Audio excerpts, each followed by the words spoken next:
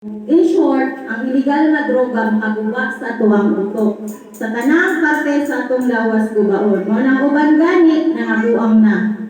Musaka og tore kay siya si Superman si Spider-Man. Pagabot sa ubos na Spider-Man ba? Nalata ang utok. Okay, so naay tulo ka classification ng illegal drugs. Tulo lang ang akong isgutan. Kaning stimulants. Unsa may stimulants? Unsay sample ang stimulants? Unsa ay pagmutay data ani unsay kanang mahitabo sa atong lawas. So kanila gahatag og alertness. So active ang usa ka tawo na mogamit ani. Permi energetic. Walay pagkakapoy, walay pagkaluya. No. So mo nang uban na matingala ka sa tumang gabi nagsigabi ang mata. Nagsyagit-syagit gihapon, nagambak-ambak gihapon. Wala may bugati og tulog. No. Unsa man ni siya na illegal na droga ang naaani. Mo ni ginatawag nato na shabu. Kinsa nakakita og shabu, ma'am? Wala no.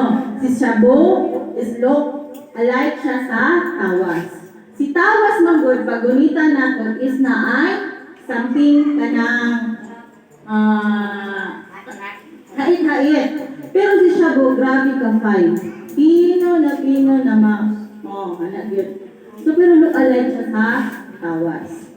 So, muna, ang ilahang inatake, pag inasimot na nila, or unsa na nilang ginabuhat, masuod na sa lawas, grabe ang pagkaguba. Guba yun ang utok. No? So, wala dyan maayong kapahinan. Then, pag na-try na niya, magbalik-balik mo na nanay addiction. So, mawala na sa passing. Dili na tarong mag-function ang tanang unsa man ang organ din sa iyang lawas. Okay?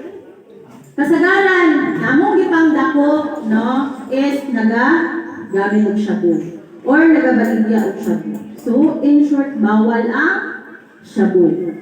Okay? Second, hallucinogens. Unsa man yung hallucinogens? No? Unsa may kanang bation sa lawas sa katao na nag-take og under ani nga classification. Si hallucinogens is if ang tao na nag-take ani kanang mag-hallucinate. Example,